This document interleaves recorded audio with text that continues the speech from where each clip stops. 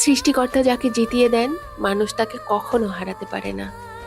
জীবনে এমন অনেক সময় আসে যখন মনে হয় সবকিছু শেষ হয়ে গেছে, স্বপ্ন ভেঙে যায়, প্রিয় মানুষ দূরে চলে যায়, পরিকল্পনা ব্যর্থ হয়, আর চারপাশটা শুধু ধ্বংসস্তূপের মতো মনে হয়।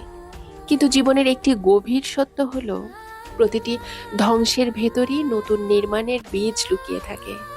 মানুষ আপনাকে অবহেলা করতে পারে, আপনার বিরুদ্ধে ষড়যন্ত্র করতে পারে, আপনার পথ কঠিন করে তুলতে পারে, কিন্তু যদি সৃষ্টিকর্তা আপনার জন্য একটি দরজা খুলে রাখেন, তবে পৃথিবীর কোনো শক্তিই সেই দরজা চিরদিনের জন্য বন্ধ রাখতে পারবে না। তাই মানুষের বিচার দেখে হতাশ হবেন না, কারণ মানুষের চোখ সীমিত, কিন্তু সৃষ্টিকর্তার পরিকল্পনা সীমাহীন।